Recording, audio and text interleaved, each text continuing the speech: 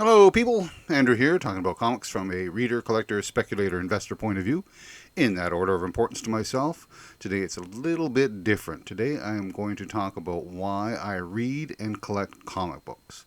The first part, when I talk about collecting, it'll apply to any collection that anybody's collecting. Why do people collect? And I sort of went a little bit into the psychology of it to take a look. I'm curious what prompts me to collect. Uh, One of the things is goes back to the primitive man, when the idea that we were hunters and gatherers, and we would hunt for various items for our collection and gather them together. I think that's a bit of a stretch because hunters and gatherers of primitive times, they were doing it for food. This is just doing it for pleasure. But there could be a kernel of that still left in a person who does collect. Secondly, it's endorphins, dopamine, any of those chemicals that are triggered off in your brain as a pleasure response to something. When you, in the case of comic books, find that issue that completes that run, there's a little jolt of excitement when you pick up a grail that you've been seeking for, or you find a great deal on something. Uh, then you're triggering this little pleasure response in your brain, and for that day, you're feeling good. I found these recently, uh, two tubes of the HeroClix Fantastic Four for $5 a piece, and it was like happy day. And for the rest of the day, I mean, other things happen in the day, but the day is just a little bit brighter because that's triggered. I found something that was unexpected and brought a little bit of pleasure into the day. So, collecting releases these pleasure chemicals. It's a social thing. When I go to a comic book store or to a convention, I will run into people who are like minded, at least from a starting point. We all like comic books.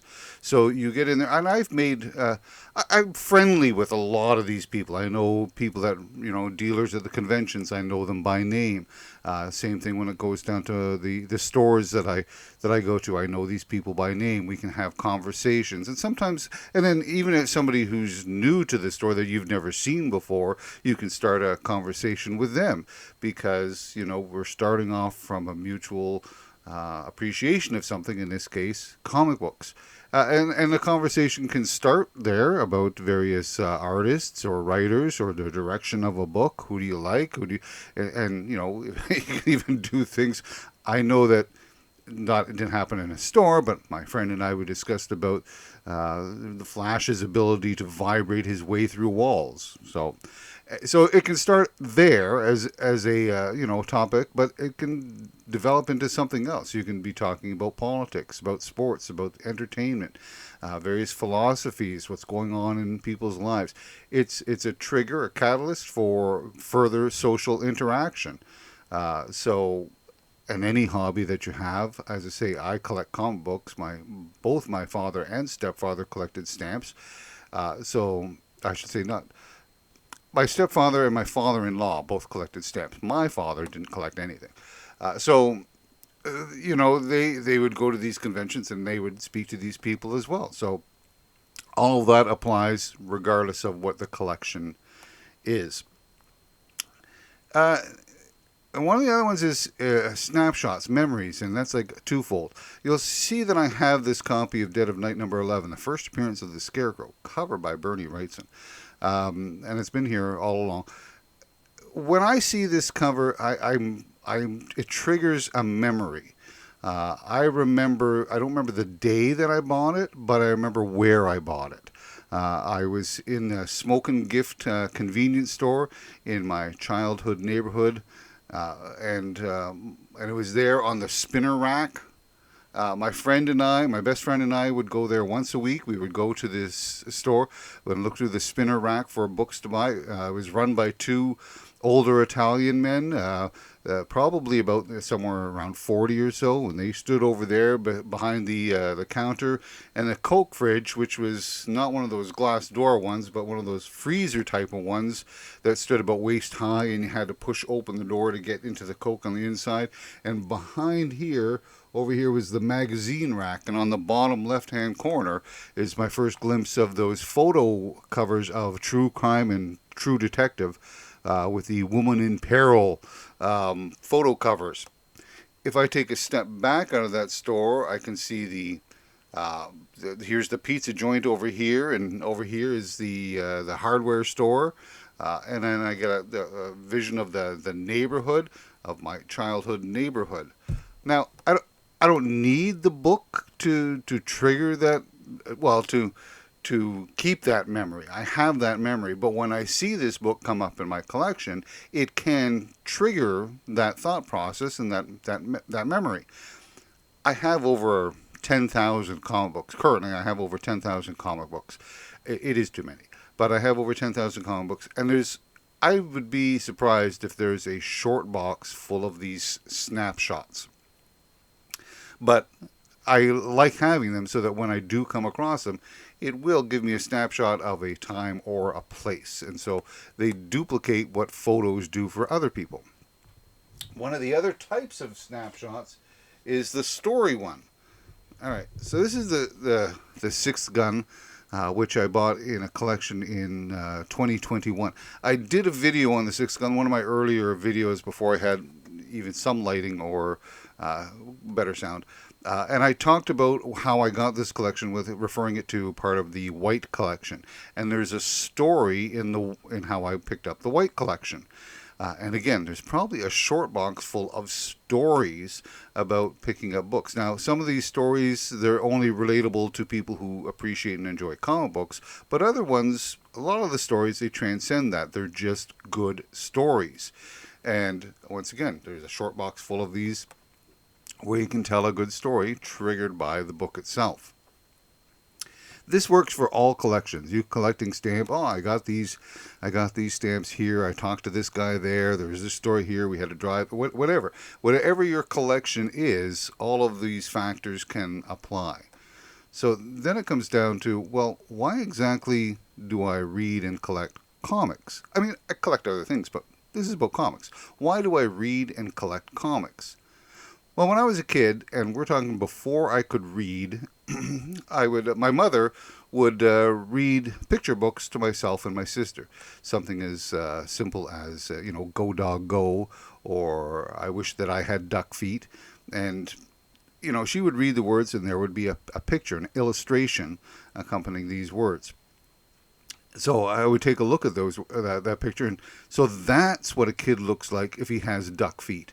And then your imagination springs off in there. What happens if I had duck feet? How would that affect me? What could I be splashing in puddles doing these things? And you're a kid. Your imagination gets triggered by these images, these words, and these images. And then as you get a little older and you can start reading for yourself, you don't read those kind of books. You read more like a chapter books or other books. I had the Hamish Hamilton Book of Magical Beasts. Was a book that I remember reading with him. But one of the things is that they included the occasional illustration. So let's get that out of the way, just temporarily. And they would have these illustrations. Most of them were black and white. Sometimes there'd be color, but most of them would be a black and white style of illustration.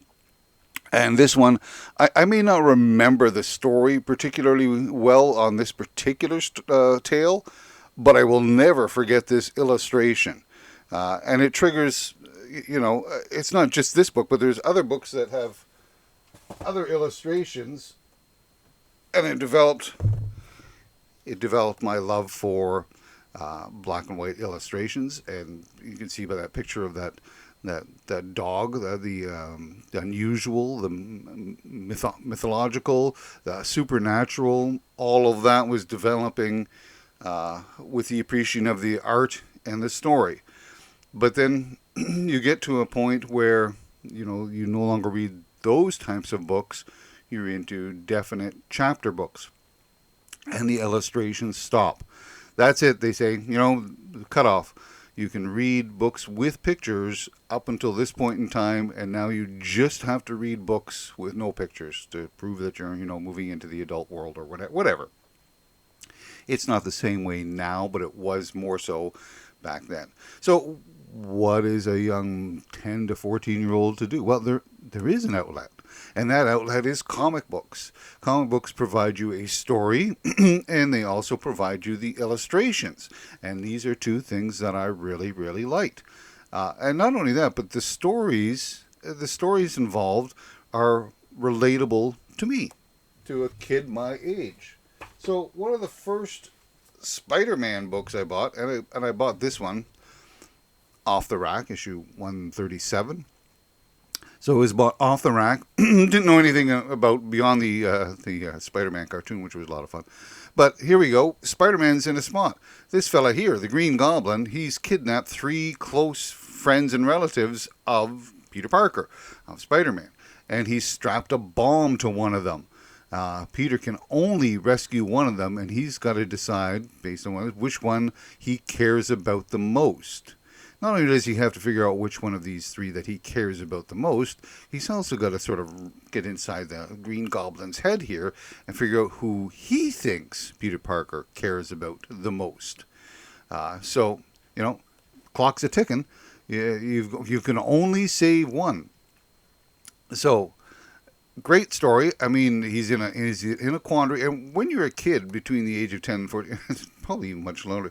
Your day has started to become filled with decisions and consequences. And here's a prime example of a decision and consequence. Make the wrong decision, and the consequences are horrible. So I didn't have any of that. Nobody came and kidnapped any member of my family, although I think at that age I was probably hoping that somebody might kidnap my sister.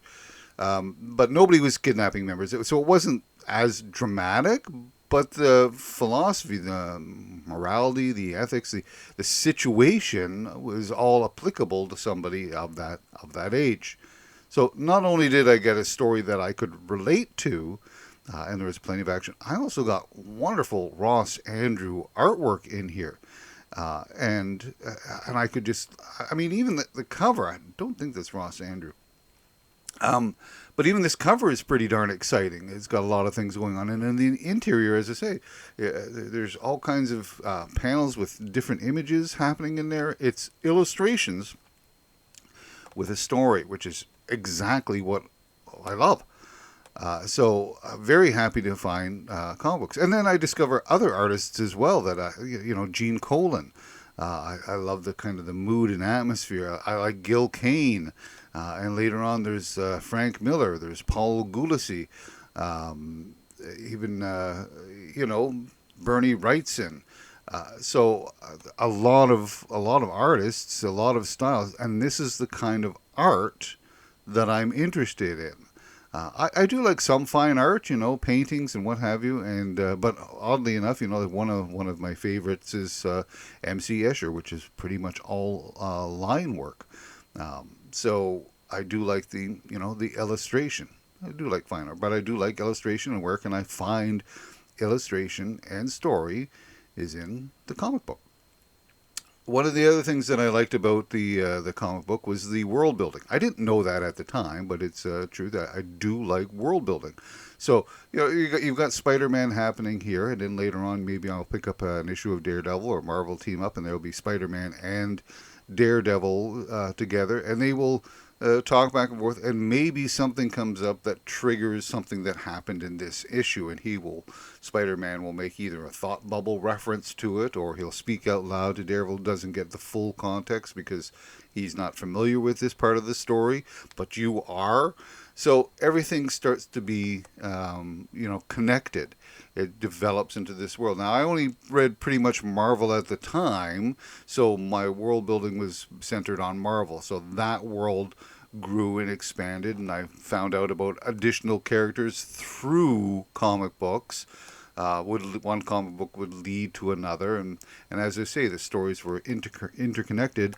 And I really appreciated that world building. I didn't know it then, but I know it now that I do like world building. One of the other things that I do like is mythology. I'm not a great mythologist, but I do have some knowledge of, say, Greek, Norse, Egyptian mythology, and I like mythology. Well, in comic books, you are getting a North American modern day mythology. Now, many of these characters, many of the gods of the thing, they have a specific power and they go on adventures and they do these things, and that's pretty much what happens here. These are gods, and they have powers and they go on adventures. And they tell this story, and you read through this story, and it's developing mythology. So as you're reading, mythology is being developed, and I think this might be one of the reasons that older readers like myself, or those that are concerned about that kind of mythology and world building, uh, don't care for it when continuity is thrown out the window, as it has been for some books and some issues in the last 10 years or so. Somebody has come along and said, well, I want to tell a story my way, and these things that happened in the past get in the way of me telling that story. Well, it's too bad for us, but really, that's too bad for you. This is the character, and you should work with that character to continue that mythology, not twist it into some hybrid that doesn't relate to that mythology.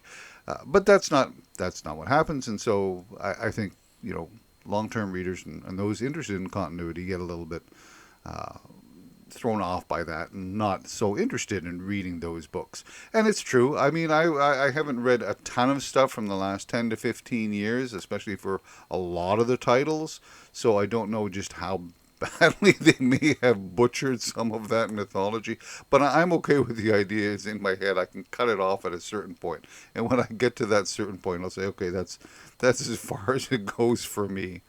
So, but that's one of the things that I like. I like the world building, and I like the mythology involved in comic books. I also like the history, and by that I mean the history of the medium itself, the progression of styles and subject matter and stories. You can see it from the 60s. You can see, decade by decade, a change in stories and in the quality of artwork or the type of artwork that's permitted, and that development itself within the art itself. I really like that development. I also like the reflection of cultural times. It is a pocket history in itself, where again from the 60s to current, and probably even in the golden age if I read any of that stuff. But it's a reflection of the times. There's a lot of these books that feature then current presidents or world leaders. In the pages of Marvel comic books, Nixon's been here, as has Ford, Reagan, Clinton, Bush. They've all made appearances within the book itself. So there's been that cultural history that still exists within the comic books. Also, there's been significant personalities, entertainers, musicians, and in this case, for example, here's an Avengers book that has features David Letterman. Now, thanks to the internet, most people can now figure out who David Letterman is, although they won't know just how popular David Letterman was. So, various personalities get a place within the comic book, and it sort of tracks a certain level of popularity and tracks that throughout the books themselves.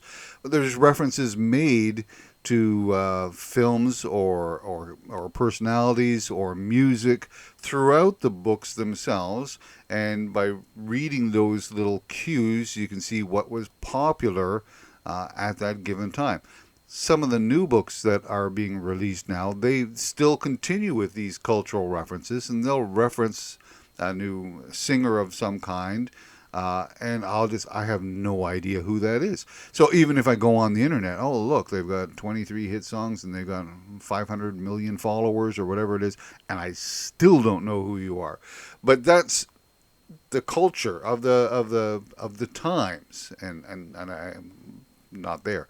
But this is a reflection of that. There's also a reflection in some of the terms that they use and what they're permitted to put into a comic book. For example, in the early 70s, the Black Panther had to change his name from the Black Panther to the Black Leopard, so that there would be no affiliation with that political movement of the Black Panther. In the early 70s as well, Morbius had to be called a living vampire because the code was still being somewhat used and the term undead was not permitted. So these things, there's a cultural history within the books, within the stories themselves. And also within the pages I find interesting because there's all of the ads. There's letters. There's letters from people who would become famous later on. There's a George R.R. Martin letter in here. There's a number of people who would go on to write comic books themselves. And as I said, the ads show a different thing. You know, there's the ads for the sea monkeys. You go back far enough, you're going to find an ad where you could actually buy a monkey through the mail. So interesting to watch how that develops. And words that were used and stereotypes, you know, you can say, well, we want to cancel all that and put a big X over that, but you shouldn't. I mean, you can put a disclaimer to say, you know, that this was appropriate or acceptable. It might be not appropriate, but acceptable at the time. And it's a reflection of the time. So I'm a big believer that you should not remove these things. You would just educate people about them as opposed to, you know, pretend they don't exist anymore. So there is the history of, you know, popular culture as we see it, recorded within the comic books themselves. And finally, there's the actual industry itself that I find interesting. From behind the scenes, and I've got a shelf, just a shelf of books, for example, that talk about the industry itself. This is a great book, the 10-Cent Plague. It's about the implementation of the Comics Code and who it was affecting, and partly why it was put into place, and why certain comic companies wanted it put in place, and who was dramatically affected because of it. It's a great read. But there are other ones. I've brought out the Comic Wars about when, you know, Marvel was facing bankruptcy, but there's been and I've got other books about other aspects of the industry, and you can also find it in magazines. There's a magazine called Back Issue, and there's the Comics Journal, which does a fair amount of interviews and stuff. I find that the magazine itself can be pretentious, mainly from its editor and the editorials, but I find that a lot of the interviews and articles can be solid and give you, again, more information and insight to the industry. So I do find that an interesting history to follow. So, all said and done, these are the reasons that I read and collect comics, and these reasons I have been reading comics off and on for most of my life. The chances now of where I'm sitting, I will continue to do this until the end of days now. In some way or another, even if it's just reading further history or even picking up just a fewer books. Although right now it's like, just tons are still coming in. I enjoy the hobby, and if you're watching this, chances are that you enjoy the hobby as well. And that's what I have to say. So thank you for listening. Be good to yourself and be good to others. And hopefully we'll talk again soon.